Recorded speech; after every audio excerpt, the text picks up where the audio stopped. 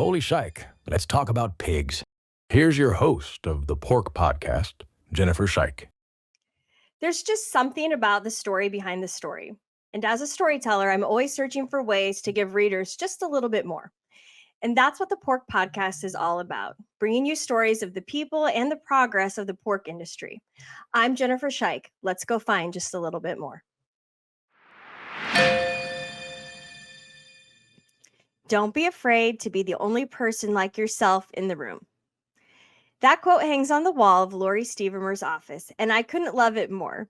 Whether she's busy on the farm or speaking in front of the Senate on behalf of America's pork producers, Lori Stevermer models the importance of speaking out and showing up for who and what you believe in. In fact, she just wrapped up a year-long term serving as the National Pork Producers Council president.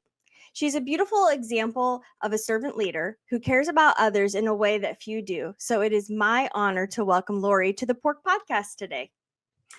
Well, thank you, Jennifer. Those are very kind words, and I'm very much looking forward to visiting with you today.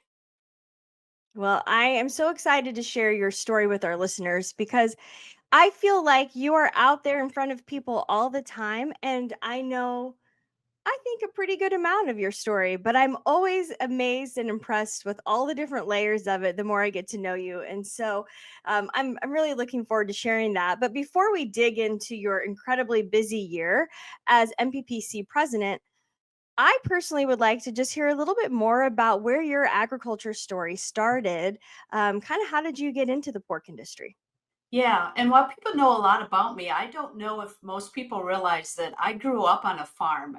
Truman, Minnesota is my hometown, Martin County. And at the time, we had dairy cows and we had pigs.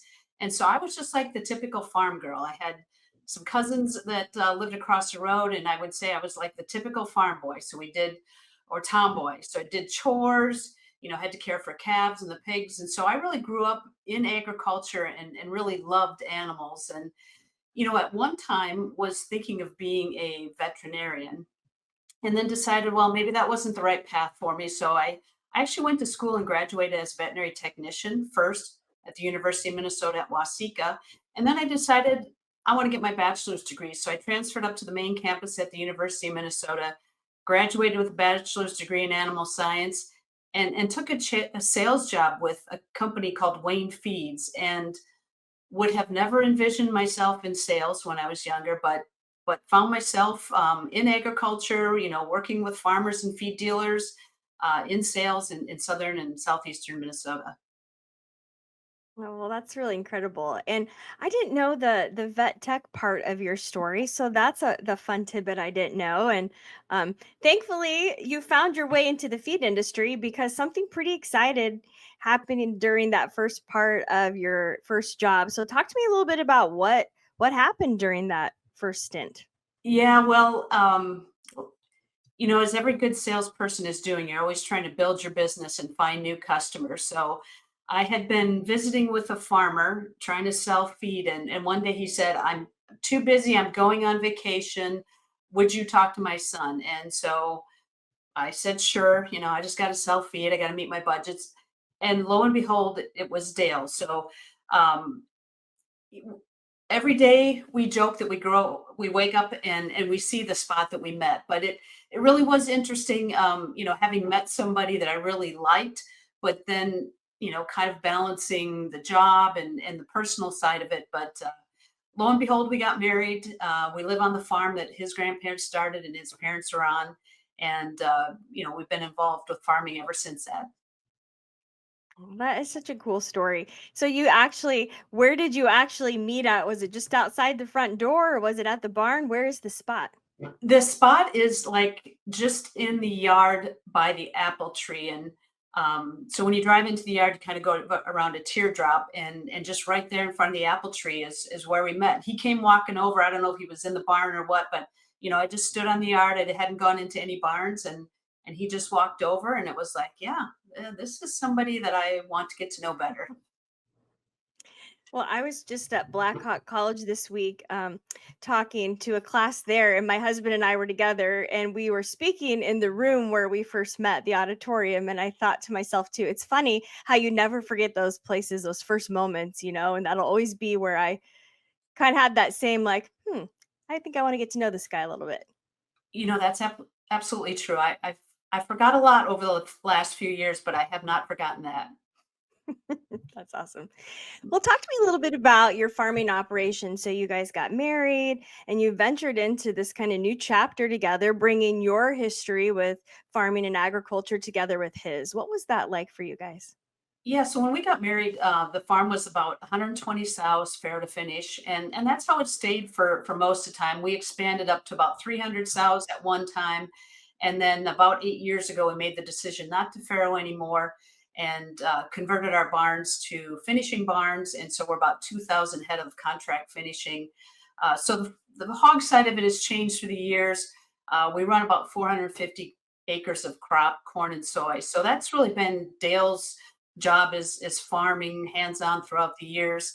I've been involved and stayed involved with the feed industry. I was in sales. I moved to marketing. My position now with Alltech is customer success manager. So, always had a bit of a what I thought a really nice blend. I was on the farm, working, and understanding the farming operation. I was in sales, and then I got to meet with other farmers, and so I really felt like I had a 360 view of the industry. During that time when we first started, Dale was active in the Minnesota Pork Board, so he was on that board, active in the pork industry, and then when he retired off of it. Uh, I had an interest, I think, once again, just being so wrapped up in agriculture and the pig industry. Somebody asked me if I would be interested in running for the Minnesota Pork Producer Association, so the complementary board to the Minnesota Pork Board. And, somebody asked me, and I was like, yep, the kids are a little bit older and Dale's done. And it seemed like the right time to dive in and get involved with that part of the industry. Well, what helped you say yes? I mean, I know you had the interest, maybe the timing was good, but there was something else that helped you say yes. What was that? It really was somebody asking me and tapping me on the shoulder and saying, you know, you have a good skill set and we think you would be a good board member. And I can't overstress how important that is for us to think of other people that we need to tap on the shoulder, because even though I had grown up on a farm and I was involved with farming and I knew the industry and understood it and had confidence in myself. I mean, somebody else tapping me on the shoulder and just giving me that little nudge and believing in me also was really key. Yeah, I think that's so true. And what a great challenge that is to everybody listening, because regardless of our age, whether we're at this point of our career or whether we're just starting or whether we're getting ready to, retire, I think we should always be looking for other people to kind of lift up and bring along with us. And have found that to be such a rewarding part of my life to be able to help identify those people. I just had a young college student say, "Hey, I listened to you speak a couple years ago, and I just want you to know, like, that I appreciate what you do, sharing your story." And it was just a little message. I got it right before I jumped onto this with you, but it made me think of you in our conversations. You just don't know what that little tap on someone's shoulder or that little encouragement might be, um, to get them to be more engaged and involved, because there's a lot of talent in our young people and the people in our industry, but there's a lot of temptation for them to go other places too. Well, absolutely. And so often you hear, well, people don't want to volunteer anymore. People are too busy.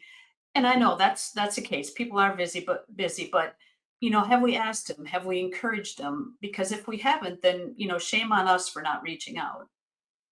Sure, for sure. Well, I mean, speaking of busy, I mean, you are busy. You have so many things that you do. And I can only imagine what a big year this has been for you, because it's been a mind boggling year from just a pork industry standpoint. There has been so much going on.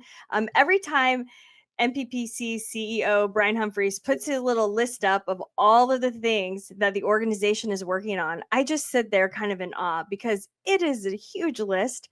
And honestly, it makes my brain hurt. No wonder I some days question if I can cover all of it, because there's so much. And so, how have you been able to navigate that this year? And as you kind of look back, what are some of the things that stood out as highlights for you, or things that you're the most proud of? Well, I have to chuckle too because Brian will tell me you dealt with a lot this year, and I was like, well, yeah, but doesn't every president do that? And he's like, no, you really dealt with a lot. And so maybe that's my multitasking ability or my collaboration. I don't know, but there are a lot of issues that NPPC deals with, and we're constantly having to kind of reassess where we're at and what's our top issue. And Brian and I talked about that a lot during the year. And um, all the things that we dealt with, though, I would say the farm bill just looms in my mind, and really wanted to get that passed and get that federal solution to Prop 12 in it. Now it was extended, and we're still working on it, and there's some good things that happened. So it just feels incomplete. It's just as a person who's likes to get things done. I just feel like I left that one incomplete. But on the other hand, when I look back at some of our other top issues, labor.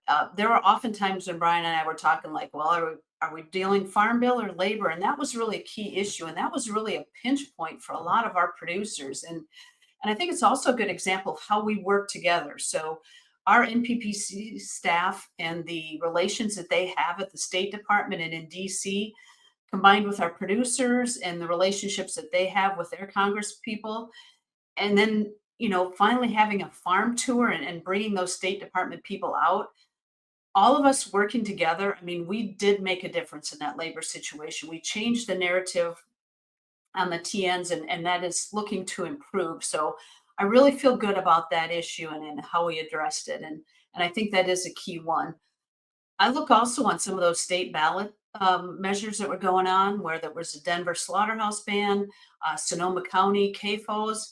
I mean, those were defeated, and that's because of NPPC's involvement and getting others involved. And we know in the future more things are going to happen at a state level, and so really proud of the work that we did there. Um, I would also just say, just so proud of our producers. I think of all the fly-ins they did, and the engagement they had, and that was really something that I had challenged them when I took over as president to show up, and really I feel we did. I mean, there's just more people getting involved, and I think that's really a good sign. I mean, you started talking about that right from the start. You talked about it all the way through. You talked about it when you wrapped it up at the end. That's definitely something that you are passionate about, but it matters. And so I feel like I've just seen that time and time again over these past few years. And I had the opportunity to visit with some legislators in Illinois a couple years ago, and they talked about how valuable it is to be able to actually hear from the farmer. Now, I will say, and I've talked about this before in here, but I guess you make it look easy, Lori, if I'm being honest. You have such a great knowledge and understanding. But what advice would you give for somebody who doesn't feel like that looks, so easy for them from their viewpoint? And, how would you encourage them to go do it? Well, yeah, and I too, through the years, have wondered, does it make any difference? I mean, you've done those visits with the legislators. You sit in there, you get 15 minutes, you walk back out and go, did it do any good? But I've repeatedly had staffers tell me that, yeah, it does good because you are showing up as a constituent. And you also have to remember that as soon as you leave, more than likely somebody else is walking in and telling them something, maybe on that same subject and maybe a different view. So we have to be there. So number one, be there, even though if it feels awkward. But if you haven't done it before, just be patient with yourself and just tell something about your farm, and it gets easier over time. I mean, I realized that I think back the first visit I was on, it seemed really awkward. You're trying to make your talking points and they come off really kind of rough, but the more you do it and the more you personalize it and think of your own farm or your own business, the easier it gets. So be patient with yourself. It may not be real smooth right away, but through time it gets easier. Yeah, I think that's so true. And, one of the things that comes to mind when you're saying that is, isn't it like 7 times until you really learn something, or you might have to hear it 7 times before you start to believe something? And I've thought about that a lot, not only in my career but also in my personal life. That's a lot of times where it can be easy to kind of give up on sharing that message. But if that's all it takes, is being consistent and not being afraid to be one of those 7 times, then I guess that's an encouragement for me that it's worth a shot, right? Like maybe it won't be me that helps lead somebody to hear something or to change, but maybe the next person will get through. Absolutely. It does take multiple times. And sometimes that's our staff in DC or our state staff, you know, making those points. Sometimes it's us making the points or making those points year after year.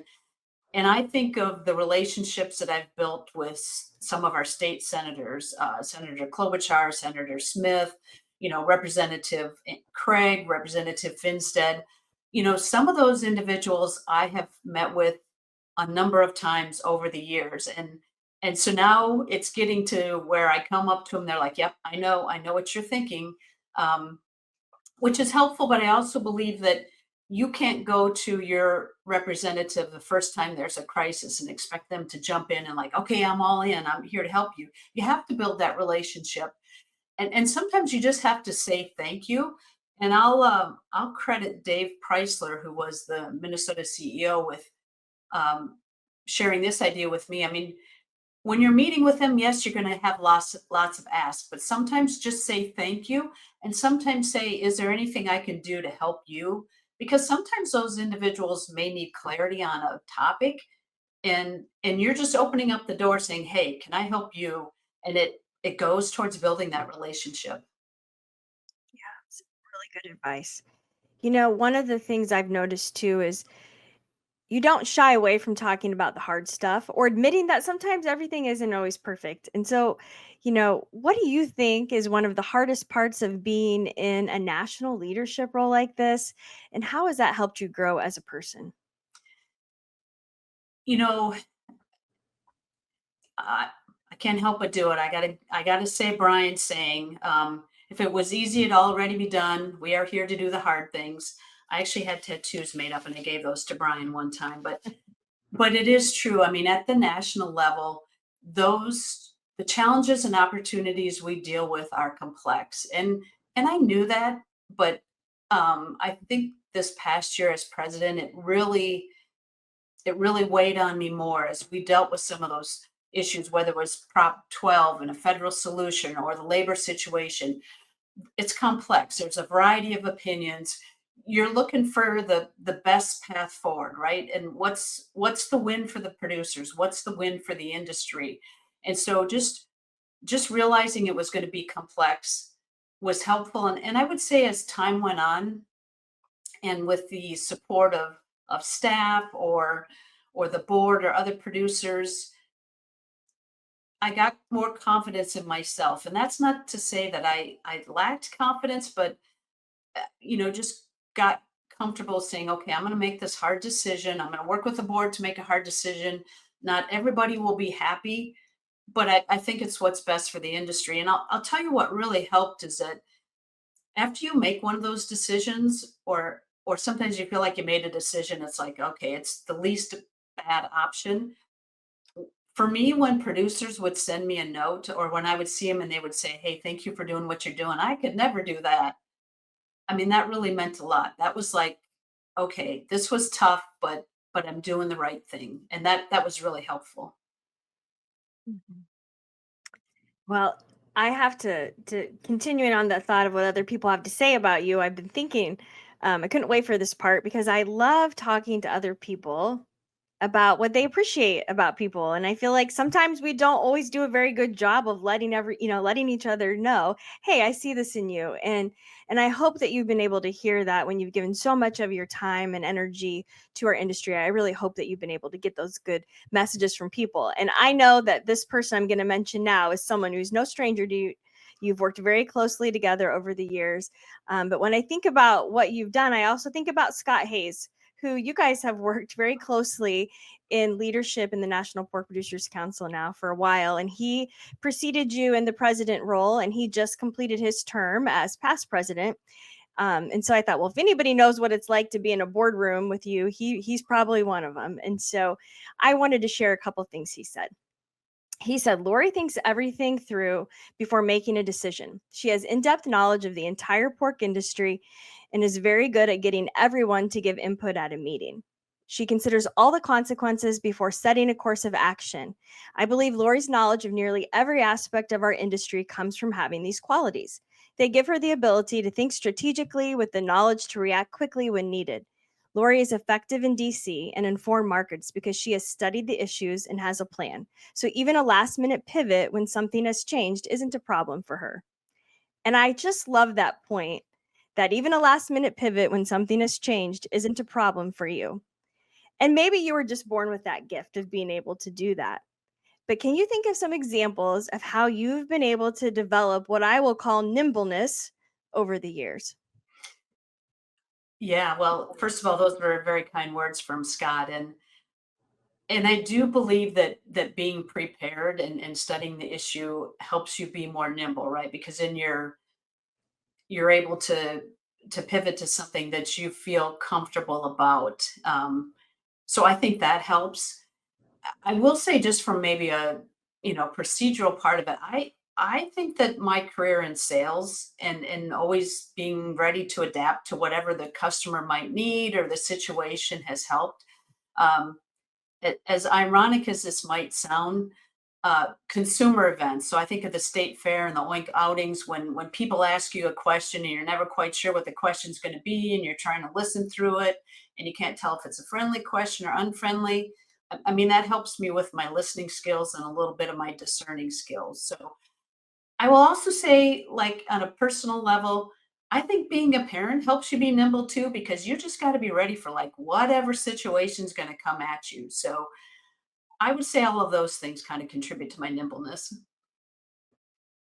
Those are great examples, and also prove too that we develop it over time.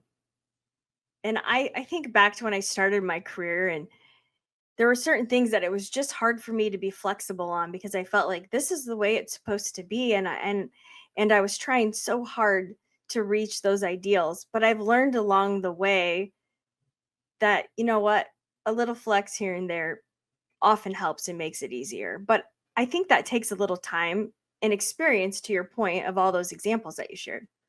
Yeah, and I wouldn't say I'm like someone who can think on my feet. I feel like there's others who can just spout off answers and you're like, "Oh, wow, that was really good." I feel like I have to study it a little bit more. Sometimes I'm more of a, okay, write it down. But to your point, I think the more that you get exposed to something and think through it and go through that process, that does help you be a little more nimble or think on your feet better because you have that experience. Sure. Yeah. Well, I want to transition into talking a little bit about a subject that I think is near and dear to both of us, but we also aren't exactly sure how we're supposed to talk about it. If just be, I'll set it up like that. I have had some amazing female leaders on this podcast already. Just got done talking to Tracy Walder on the last one, and she gave the keynote address at National Pork Industry Forum. She's a former CIA and FBI agent who found herself as the only female in the room quite a bit during those first few years on the job. And she's really set out to get more young women involved. And you and I had a really interesting conversation that there are a lot of women in agriculture today. And sometimes people will try to say, well, there's not that many women in ag. And I think that used to be true, but I don't think that's true now, especially in animal science, which we both have degrees in.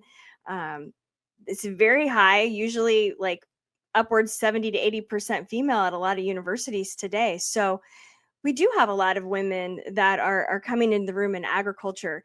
I also know that we both are mothers to sons and daughters, and so we see the value of both of those, all of those voices rising up as leaders in agriculture for their generation. So in my preparation, preface this all to say, I visited with your daughter, Beth, because she's inspiring and such a talent. I've had fun visiting with her as a real pork scholar and kind of following her career path a little bit and what she hopes to do someday. Um, but I wanted to find out, well, what does she think about her mom and what you've been able to do? And one of the things that she mentioned to me was that she is greatly inspired by you and is very proud of the way that you are always bringing people together and how you serve as a role model for the next generation. And she specifically did cite female leaders, but whether we're talking about men or women, young or old, why do you think a diversity of perspective is so important and make such a big difference today in our world. Yeah, great topic, Jennifer. And you and I agreed we could have a whole podcast on this. And when I started my career at Wayne Feeds, I was one of like 2 or 3 female salespeople in the company, and there weren't many in the industry. And so, definitely dealt with some challenges, but I would say I had good individuals that I worked with, few female mentors, a lot of male mentors, and that was important. And as time goes on, I mean, as more women get into agriculture, they will rise to the ranks of CEOs and leaders, which we need. And we need it diversity because everybody brings a different perspective. I mean, whether you're male or female, old or young, whatever, you bring a different perspective. People think differently. And there are differences between men and women. I think we have to acknowledge that, and I think that's important because so many times, for example, this past year in our board meetings, it was really key to get everybody's perspective on a one of those hard issues I mentioned, and everybody does have a different experience and a different insight, and I know that when we took the time to go around the room and make sure everybody articulated their thoughts, we made a better decision as a board because we saw it from more angles. And to me, that's what that diversity of experiences, that's why making sure we have a variety of people at the table is so key, because we make better decisions when we understand the complexity, right? I mentioned it's complex, there's so many angles. We make better decisions. And we have to encourage everybody. And as we alluded to, there's been a time when young women needed to be encouraged, and they still do, and we have the right words to them. But young men need to be encouraged too, and we can't overlook that either. And I think there's other populations as they get more involved in the industry that have to be encouraged. So, I like to think of it as just because you're holding one person up doesn't mean you're pushing another person down, right? We can do both. And I think that's really the key is those small words at the right time that really settle somebody and say, okay, I feel good about being here, and my voice does count. My perspective does count. So good, so good. And I think we would both probably agree that, it's a privilege that you've been able to inspire, encourage others in their path. I know I consider that something that I take very seriously, and I'm grateful for opportunities when we get to do that, right?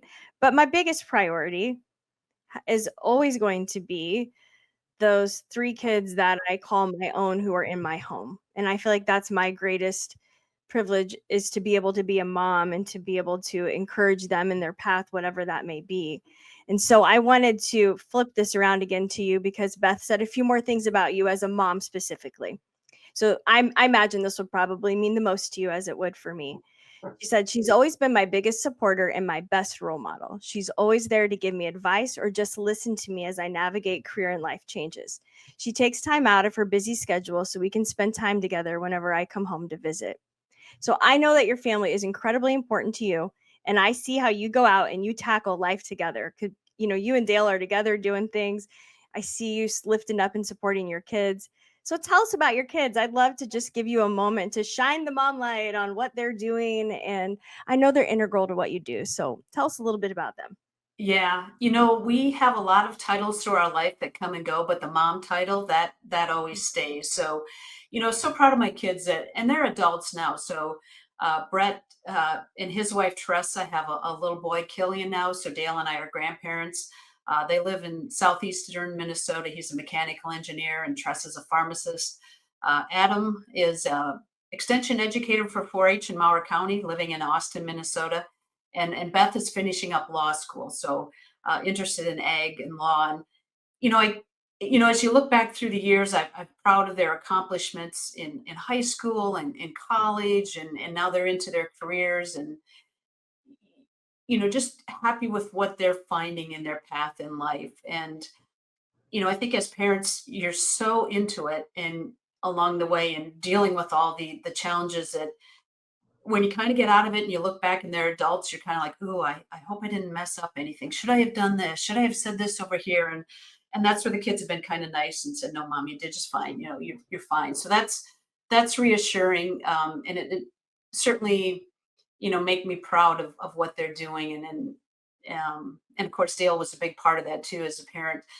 I think, now as a grandparent, and I'll put that title in there too. I mean, watching your kids become parents and what they're doing is kind of a different level of pride. And so, um, Mhm. I appreciate my kids' support throughout the years. Whether it was a meal that was interrupted by a phone call or something, having to be quiet in the car because mom was on a conference call and they can't say anything, or pulling off to the side or something. I mean, they've always been very supportive, but I know that they have a love of agriculture too in their own ways, and hopefully that's what we've instilled in them. No matter where their careers end up, if they're back on the farm or not, I think they have appreciation of agriculture and the values that we instilled in them.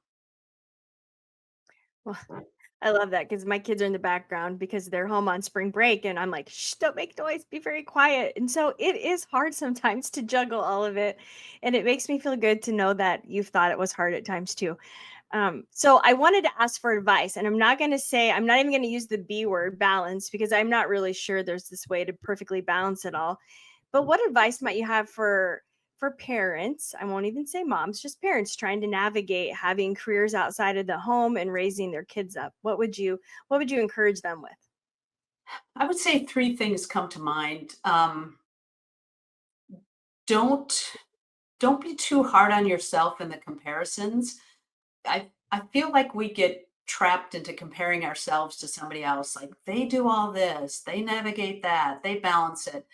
I mean, I have people ask me how I balance it, and I turn around and look at them and I say, "You're a young parent. How do you balance it?" So go easy on the comparisons. I would say also minimize the guilt, and that's hard because I think of numerous times when the kids are younger, when you're trying to choose between, I got to go at a meeting, now I feel bad I'm missing a ball game, I'm going to travel, I won't be here. It's easy to feel guilty, but I don't think that does anybody any good. And if you talk through it with your kids, and they see that you love what you're doing, whether that's your work or your volunteer, they'll understand that. I would also say it's the little things that count. Um, I think sometimes we think we need these grand family adventures, or we need to do big things um, to really build bonding time. And so often those just like go haywire. Like the biggest plans, something wonky happens, and expectations aren't met. But it's the little things. I mean, it's sitting around the fire pit sharing stories. It's I still think back the last year that Beth was at the state fair with her goat, and the barn was crowded. She and I and a few others got put out in the annex, which wasn't ideal. It was raining. Our animals were all crowded together, and we could have really come away with that with a bad experience, but it was time for her and I to be together, and we really bonded. So it was the little things that counted. So those are my advice to parents. So just from my years of experience. Well, I feel like you're speaking directly to me in my heart today. I think I needed to hear all three of those things because um, it can be hard at times. And I think that's excellent points. And you're right. So many times I think, we're not the parents that go on the big fancy vacations because we're not. Our vacation is, going to a livestock show. And sometimes that feels like more work than it does play. Um, but to your point, it's about the time that we spend together, and those opportunities along the way to just get to know them better. And I feel like sometimes those moments afford that as well as any. So thanks for sharing that. Yeah, and I will say our kids still talk about the World Pork Expo when they were young, and going and staying in a hotel and all the trinkets they grabbed. And yeah, it's those little memories that we don't necessarily know are memories at the time, but they stick with them. Yeah, for sure. Well, I also wanted to ask you about a little bit about this transition to a topic that, I guess when I think of this word, I think about you guys because you have been so vocal and not afraid to talk about what I think is kind of a challenging word sometimes in our industry, sustainability. it had this period of being a little buzzy, then we want to call it this, or maybe we should call it that. So I mean, I think it's all over the board a little bit, but the more I sit with that term and think about it, the more I see it in just so many of the things that we do.